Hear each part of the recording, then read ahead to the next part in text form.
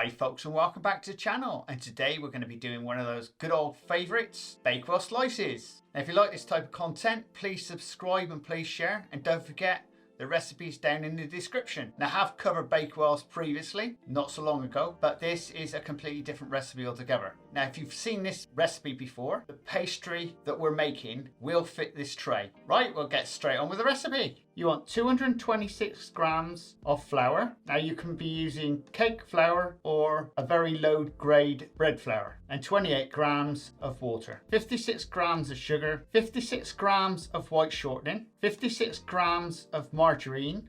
So the first things we want to do is put our Castor sugar in with our water and give that a good stir around so it's sort of dissolved. And now we're going to add our fat into our flour. And all we're going to do is crumb this in so it's all nice and fine. It's always best to have your fat at room temperature. Now a nice little well in the middle. Now we're going to add our liquid in with our sugar. And you make this into a bit of a dough. So there you go folks. Now you've made your pastry. So all we're going to do now is line our tray, dock it and pre-bake it. It's going to be simple as that. Well, that's your pastry made. Now this pastry fits the tray exactly. So our tray size is 20 by 30 centimeters. With the papers, just push it down into the bottom and hold it down and sort of get your fingers in and fold it so you make a line on all the edges. So now you can see where you got to roll out to. Bit of flour, put your pastry in, push it down. Now you want to roll it out to those lines.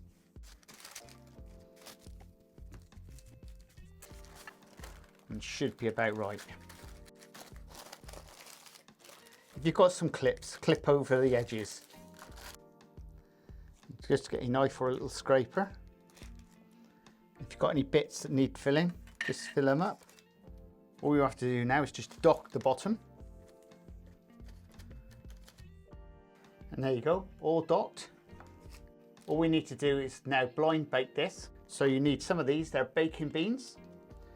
Best thing to do is put a piece of paper down and then cover that over with the beans. Bake it for around about 15 minutes, give or take.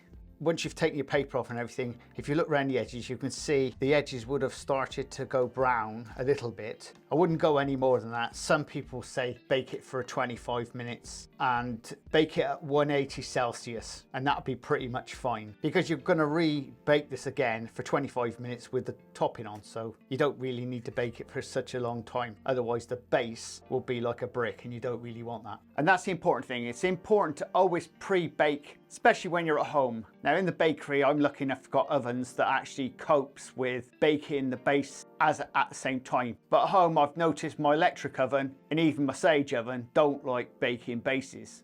And I just don't like raw pastry. And then for your Bakewell topping, you want 185 grams of melted butter, 185 grams of egg, 185 grams of Castor sugar, and 185 grams of ground almonds. And also you'll need a splash of almond essence. And for mixing your Bakewell topping, all we do is add in our sugar and give that a good mix round.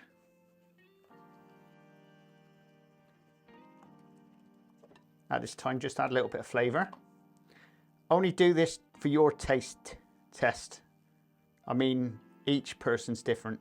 Now when you're adding your egg in, do make sure you've slightly warmed the egg up because you don't want to use cold because it'll curdle. But don't worry too much about if it does. Just add in your egg. Give that a stir around. You just want to clear this now. Just like that. All nice and clear. Add in your almonds. Give that a stir around. You just want to clear this now. Just make sure there's no lumps in it. Just squeeze out those lumps. If you do find your almonds a bit lumpy, try and sieve them first. Don't do what I've just done. It's all blended in. It's almost like breadcrumbs really. And that's your topping. Now this is our pre-baked base. And all we're going to do now is pop some jam on the bottom. Now you've done that, all you need to do is pour on your topping. And just naturally let it flow out itself, like that. So what we're going to do now is pop that into the oven. Your oven temperature is 180 Celsius, fan assisted, and we're going to be baking that for 25 to 35 minutes, give or take. Right, we'll get into the oven. Now the Bakewell is now cooled down, so we'll get them out of the tray. I'll pull back the paper.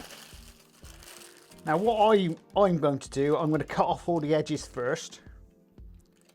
And for the topping, you can use 5 tablespoons of water and 300 grams of icing sugar, give or take, and mix it up and go on the top. But I'm actually using baker's fondant, which is really, I've got a recipe for this. I'll leave the link down in the description and you can make your own up. It's brilliant stuff. I've already pre-warmed it, don't need much of it. Now, what I would say is you can put apricot jam on this first, but I've chosen not to today. And just pour it over the top. And just spread it out.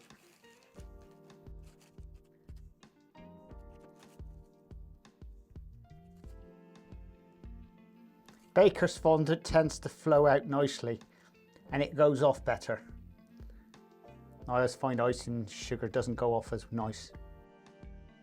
You can go a little bit thicker if you want. Well, there you go, folks. That's your Bakewell slices done, and they do look good. So let's have a close-up of one. They're still a bit wet, really. You've got that lovely Bakewell inside your pastry. That's why we always pre-bake the bottom first. And that's lovely top. That does look absolutely delicious. You know, there's nothing like it. That combination between all those flavors. Oh, it's just to die for. Now I'll try a little bit, just to show I am actually trying some. Now obviously this has got no icing on, and personally I'm not an icing person. I don't mind everything else, but and once again the pastry hasn't got any obviously butter in it, so it's not got that buttery taste. But needless to say, that's lovely. I mean that's spot on. That is, with the flavours just right in that. And that mix is just the traditional Bakewell mix. Well, there you go, folks. If you like this type of content, please subscribe and please share. And don't forget to check out the description, because that is where you're going to find your recipe. And also down there you'll find lots and lots of playlists to different videos I've already previously done. And we'll see you again very shortly on the Crazy Baker channel. Laters!